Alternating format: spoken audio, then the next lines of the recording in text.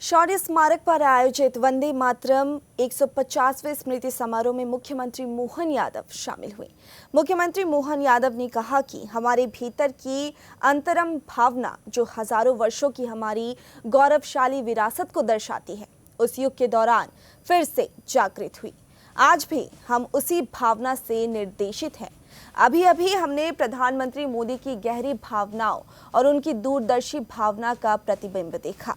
यह उनकी कल्पना और प्रेरणा के कारण ही है कि 150 साल पुराना कालजयी गीत वंदे मातरम, जिसने न केवल स्वतंत्रता की भावना जगाई बल्कि अनगिनत दिलों को भी एकजुट किया, आज भी उसी शक्ति के साथ गूंजता है।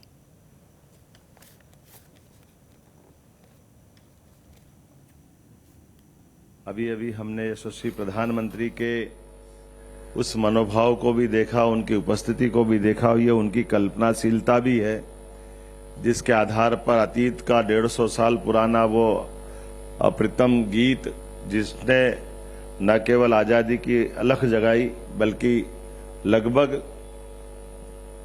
150 साल तो हमारे लिए वो जो एक तरह से मंत्र के नाते से उस 19वीं शताब्दी से शुरू हुई यात्रा गुरुवर रविंद्रनाथ टैगोर ने 1896 में उसको स्वर दे करके पुनर्स्थापित करते हुए पूरे क्रांतिकारियों सहित सबके मन में जिस संकल्प की पूर्ति की, उसको बदलते दौर में हमने सबने भगत सिंह को फांसी के फंदे पे चढ़ते देखा, चंद्रशेखर आजाद को अपनी शहादत देते देखा।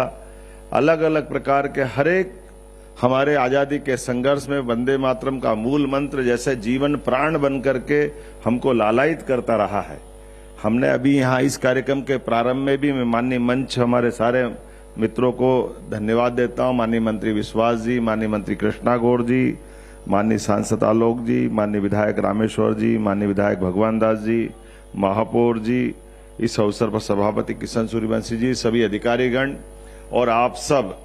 ये बात सही है कि आजादी के किसी भी संघर्ष में दुनिया का इतिहास रहा है, अमेरिका हो, इंग्लैंड हो, हर एक देश के अंदर जब आजादी की अलख जगती है, उसका अंदर का संघर्ष अपनी मातृभूमि की तरफ, ललक की तरफ बढ़ाता है।